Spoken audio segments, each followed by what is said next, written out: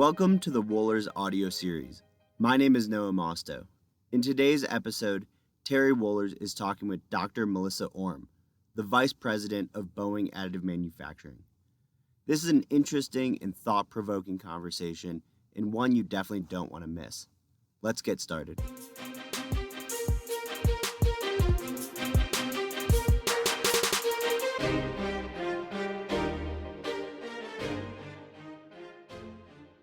Dr. Melissa Orme. Melissa was a professor of mechanical engineering and aerospace engineering at the University of California, Irvine for 13 years. She then served as president of Sonovation for 6 years. Melissa then went to More 3D, a fast-growing service provider, to serve as chief technology officer for nearly 4 years. She has been at the Boeing company for more than 2.5 years as vice president of additive manufacturing. And I think that might be the first ever time that Boeing has had that position. Is that right, Melissa? Yeah, this is the first time that there's been a vice president specifically for Boeing, additive manufacturing. Yeah, well, congratulations for that. And then, I really appreciate your taking time out today to share a few of your thoughts with us today. I've known you for a very long time, at least 20 years. I've followed your career starting back at the University of California, Irvine, and you've done impressive work over the years. Can you tell us a little bit more about what you do at the company? At Boeing, yeah, most definitely. So I lead additive manufacturing across the enterprise. And at Boeing, we have 3 business units: commercial airplanes, Boeing Defense and Space Systems, and Global Services. And each one of them, has different additive manufacturing needs and requirements. And so I really work to try to align that and to, help bring value to the company in different ways, right? To each different business unit. And it could be through, flyaway parts, or it could be through tooling and shop aids to find, ergonomic, efficiencies for the factory floor while they're building things. So it's really very broad, it's really very exciting because we get to learn all aspects of additive. How big is your team? My specific team that I direct is a little over 100. But then we're in BAM, which is Boeing Additive Manufacturing. But we like to say that we have an extended family, right? So there's a lot of dotted line relationships to people who are additive, focals in their own program across the enterprise. And it's very much a collaborative effort. We all work together with engineers and with folks in research and development. We have a group, BRNT, which is working on things like the lower TRL maturation, new metals, new polymer characterizations. That team that we're closely aligned with also looks at new alloy development, new processes, and so the size of the team is relatively small but the actual people that we work with is very, very broad. So you work across all business units, space, satellites, defense, commercial aircraft, and so forth? Yeah. Yeah. Do you spend more time in one area versus another? Let's see. I really spend, I think I spend my time equally, but there are different needs and we have different rates of adoption, if you will. Right now, I would say that, for example, on my team, I have, focals from BCA, that's commercial airplanes, as well as BDS and BGS. But as I said, the rates of adoption are quite different because of really different certification requirements. In commercial airplanes, that we're really governed in a way by the FAA, and so everything and it's different than say NavAir or something for a drone or a satellite or the Air Force, right? And so when we when we are creating components that will potentially have civilians on board, the requirements are quite different than an autonomous system or a satellite, right? And so we find that in BDS we have a lot more activity right now. We have several thousand parts, um, metal additive powder bed parts flying on products from BDS right now. And so in BCA, we have thousands of polymer parts, legacy parts, right? But in terms of and we also have tie wire on the 787 airplane. But in terms of powder bed fusion metal, it's slower. And so we're working through, all of the things that we need to do, um, in our relationship with the FAA to make sure that we work very closely. We're really defining things for the first time with our partners, and that takes time, and we want to make sure that we get it right, right? And so we do have a roadmap with BCA, which is a little bit longer than that for BDS, and then global services really are for spares and repairs, and we're getting that ramped up now, and it's very exciting. So in each of those examples, the certification process is quite different, and so that makes our roadmaps quite different. But we leverage, our data, our knowledge, our best practices with each other, even though we have quite different requirements that we need to satisfy. Is it safe to assume that it's easier to get additive parts onto, say, drones or satellites than military or certainly commercial aircraft? Yeah, yeah, it is safe to say that. Yeah, yeah, definitely. And it's really, and I think it makes a lot of sense too, right? Because, there are no people on a satellite. And it's not to say that certification is easy for that. We have, been able to get parts on satellites, and actually thousands, really by opening up all of our data, to the regulators and showing them 5 years of production or 5 years plus of production data on specific machines, and showing how invariant it is. And looking at the whether it's yield or density or fatigue, we do show them these very long time frames of stable, repeatable process, and that's what basically enables us to do that. I recall Roger Spillman. I don't know if that name rings a bell, but Roger worked for Rocketdyne. At the time, Boeing owned the company, and he and the team there, they were doing some really interesting and pioneering work, and were able to get some polymer powder bed fusion parts onto the entire fleet of the space shuttle, as well as the International Space Station. This Mhm. goes way back into I want to say, early to mid 90s. It was quite early in the days of AM.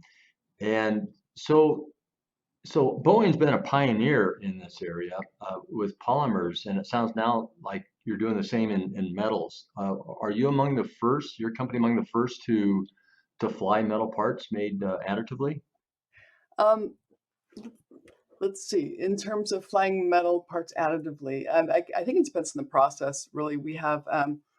I think that, let's say we are among the first. I think that what we're doing right now with satellites is probably leading the industry, including, that one that's across the pond. Yeah. But we have really picked up there, and we have some amazing engineers in our company that are really using additive not just to make parts, but to make new vehicles because of additive that can't be made otherwise. And that's where you really get the value when you start designing in the beginning, and you're thinking from with the additive mindset, and then you're able to make designs, that you can't make otherwise. And frankly, there's no off ramp to traditional manufacturing, so there's a bit of a risk, right? And so, but if you can do that, that's where you get the true value, and then you're creating these platforms that are really unique, and they're give you a competitive advantage, right? And it- we can do that with satellites, and other kind of programs, other kind of vehicles may not want to adopt that perceived risk. And I say perceived because I don't think that's really a risk when you have 5-6 years of total stable, repeatable process data, that's backing you up. Um, but uh, but in terms of the industry, I do believe that we are well advanced, and we have some new products coming out. I can't talk about them, but they are 100% enabled by additive. Wow. Yeah, it's really, really exciting. Yeah, I look forward to learning more about it if that's ever possible. At So, some point, at some point, we will release that. Yeah, yeah, good, good. Yeah, so I couldn't agree more about the whole idea of starting out from scratch with a brand new design and thinking more freely about how something could be conceived and produced with additive manufacturing. So it's largely about design, as you know. Have you struggled, or has the company struggled with that to bring? Because face it, people who are say my age. We didn't grow up with this, and so we have to unlock our thinking right. in terms of dialogue conditions and all the conventional manufacturing constraints that we've learned to design for. And so, has design been a bit of a challenge for the company, or is it something that you take maybe the younger generation? Are they more open to it, or? Yeah, the younger generation is really excited for it, not just open for it. They're just, really wanting to design for additive, and we're training, and some of the older generation is excited as well, and some are not, as you can imagine, right? But Yep. some people want to say like, well, why is this, like this element? Why doesn't it have a constant cross section? That bothers me. Or why is it not symmetric? Or but and my response is like, why does it have to be? If it carries the load, this is all that's required. So when you as you say, you and I have seen many things that are more conventional, right? And you're comfortable with things, right? And it's quite hard for some people to get out of their comfort zone and adopt new things. But we're having fun training people, and it's really exciting when you see a spark, that says, wow, I get it now. And people start understanding, how additive manufacturing can help their product, right? So it's not necessarily us pushing additive onto something, but we have a problem.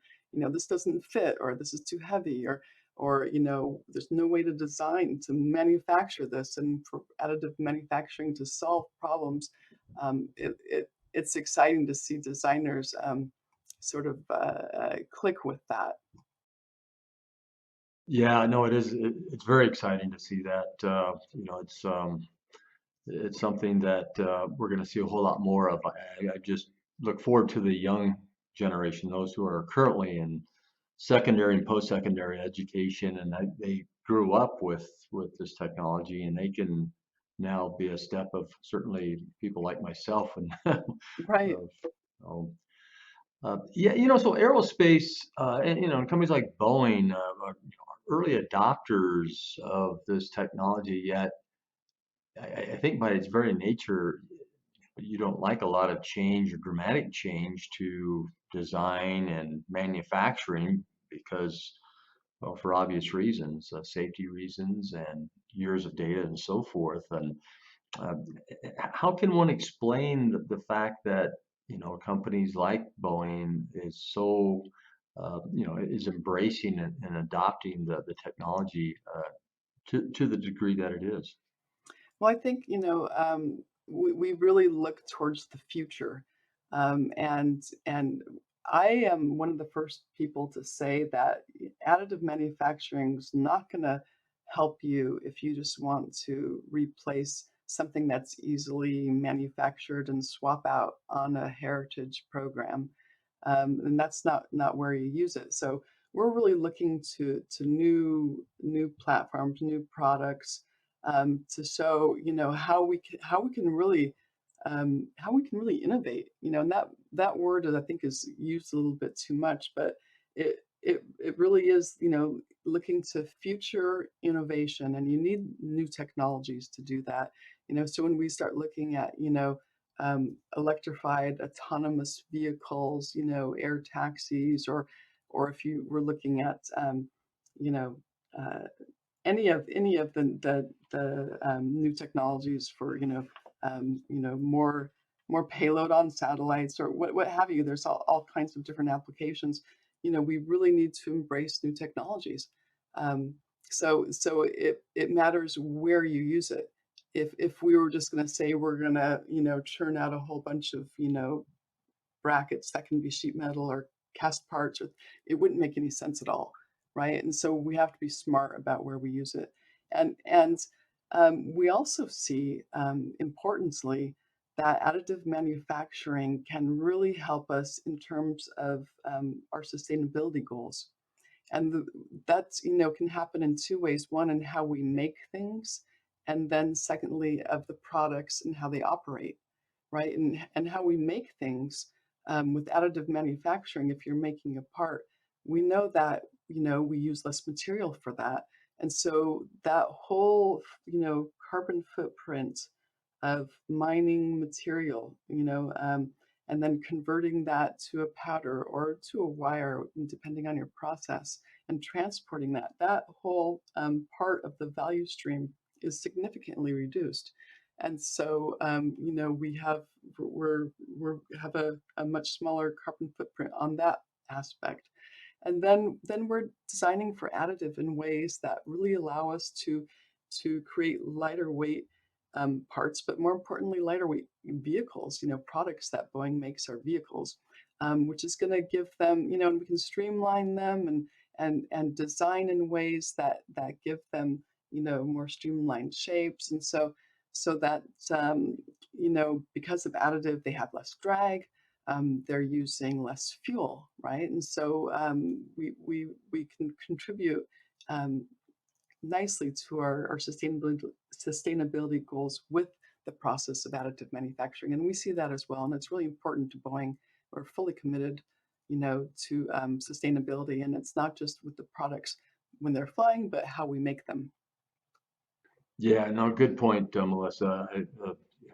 Being sustainable, and if there's one theme that we saw, or well, we saw multiple themes at Formnext. Just what was it, 3 weeks ago in Frankfurt? Formnext is the biggest, as you know, the biggest event on additive manufacturing in the world, and uh, it came back after 2 years, and it was an excellent event. But companies time and again, you're hearing how using greener materials, and this process has a lighter carbon footprint, and it's just I'm hopeful that it will come to a point where if you're not a company following some of these rules, that you're going to be at a competitive disadvantage Yeah, and just won't be able to compete as easily. So it's exactly. And it's the right thing to do. exactly. Well, Yeah, yeah, that's the bottom line. yeah, Absolutely. It yeah, absolutely is. So, and in the end, it's a win-win-win for everyone. It really right. is. So, It really is. yeah. Well, that's interesting. Can you discuss any of your most interesting initiatives at Boeing? I know that things are often secret for often years, but can you maybe describe one or two Yeah, that stand out? sure. I mean, I can describe two. I mean, since I've been to Boeing, and it's under 3 years, but one of the things that I started at Boeing for additive manufacturing, we created the Intelligence Center. And you may have met Nick Muley, who we hired as the director of that center. And what that does is it really focuses on the digital aspects of additive manufacturing, which you may say are everything because it's a digital process, right?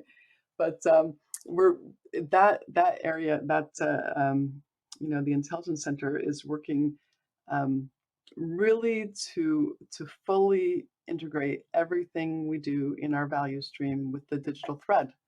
And we are currently about 40% connected. And that means that the data that we archive in our BAM archival data library is standardized in a format so that it's accessible. And then we have a group of really smart people taking that data and performing analytics. And um, I use analytics in a different way than many people. I'm thinking more of machine learning and data-driven modeling rather than sort of keeping track of how many times something was built or something like that. But so we're doing some pretty high-level modeling and data-driven modeling based from the value stream so that we can feed that back into our value stream so that we can continuously optimize that, and we optimize the parts that we make. And we do couple that, with a lot of physics-based modeling as well. So I'm really excited that we have this group that is really taking additive manufacturing and not just focused on printing parts, but really working the simulations and the modeling aspects so that we can be much more um, efficient in our process. So that's one thing, and that's really taking off. And what's fun about that too is that it requires collaboration with every aspect of our value stream, right? So from the people who are operating the machines to our mathematicians that we collaborate with, to our suppliers that we're streaming data from suppliers back to our archive as well, so that we are fully connected even through all of the suppliers. So that it's really exciting to see that.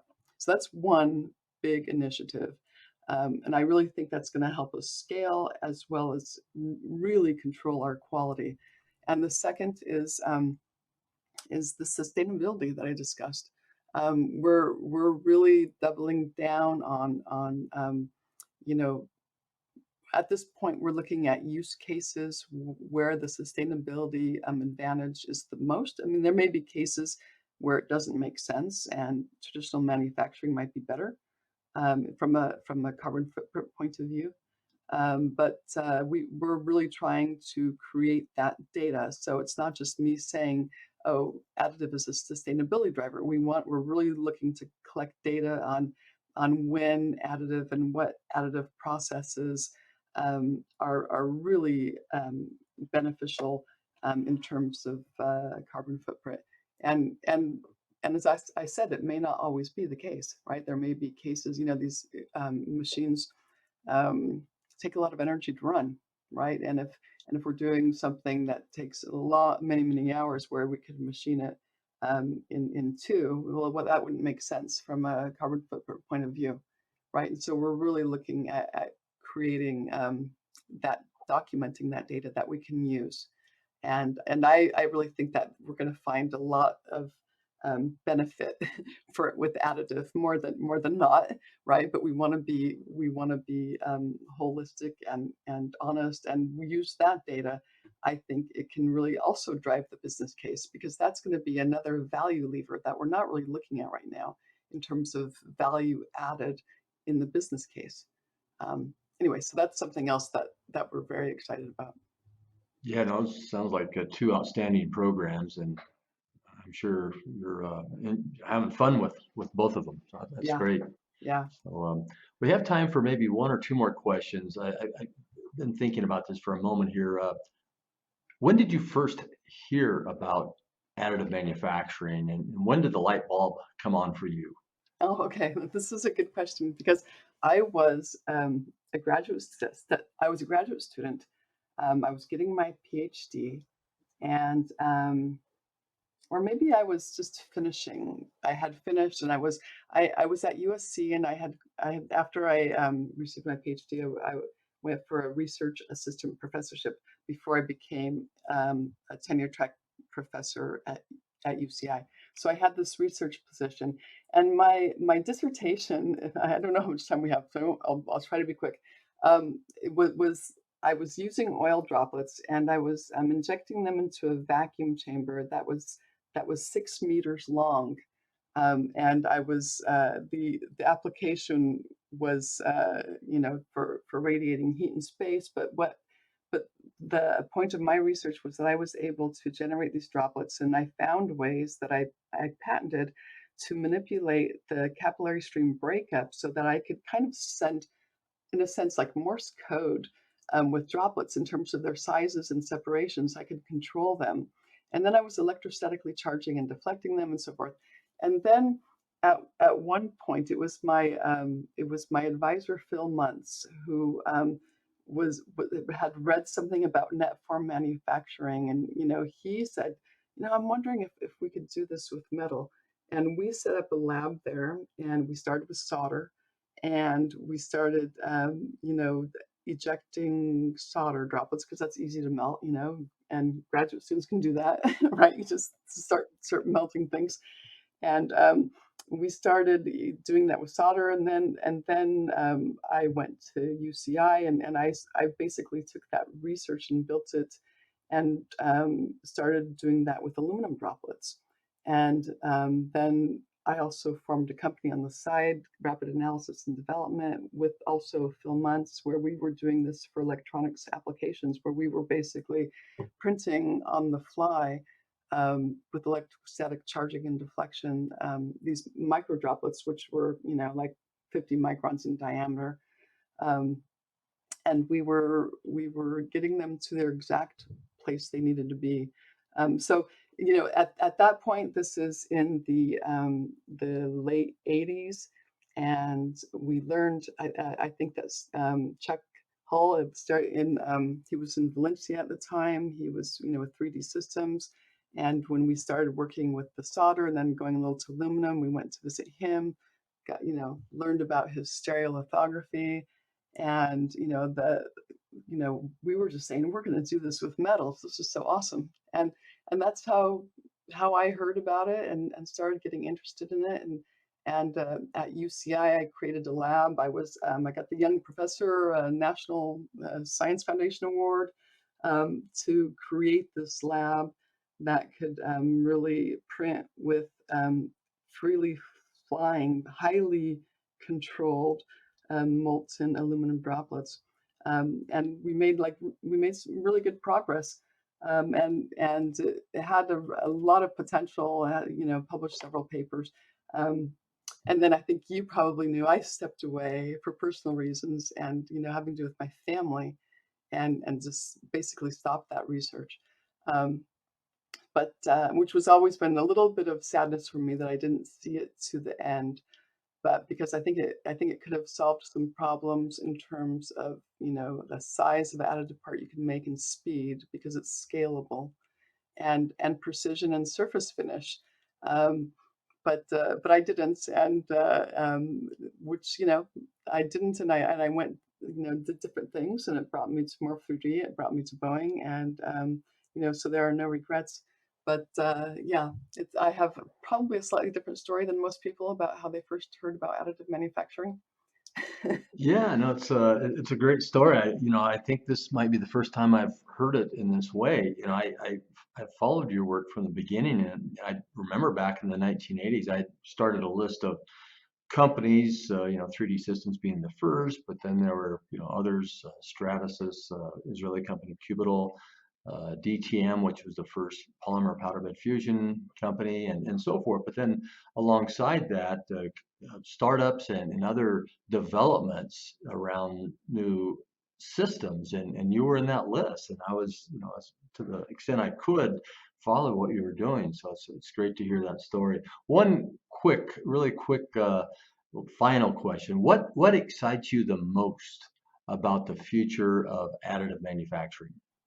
The I don't well, what really excites me is when additive in the future will become a go-to technology, and there will be no doubts, and there will be, you know, no hesitation, and engineers will just say, "I'm going to design this whole system of parts because that's the best way to design in additive manufacturing," and it's just accepted, and we're seeing these awesome designs and which translates to awesome vehicles and you know, other parts.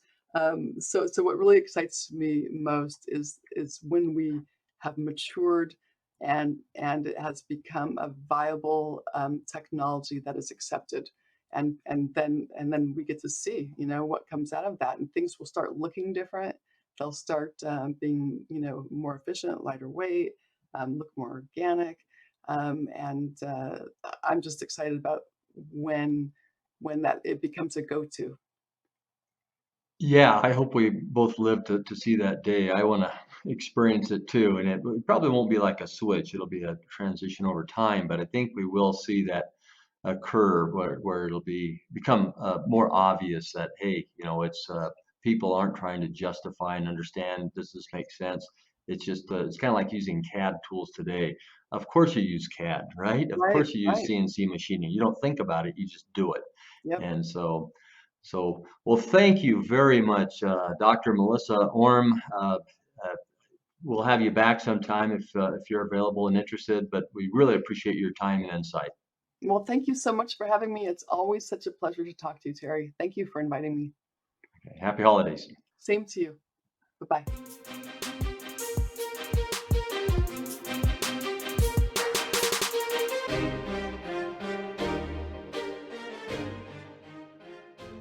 Thank you for listening to today's episode. I want to thank Terry, Melissa, and the entire Boeing additive manufacturing team for helping make this happen.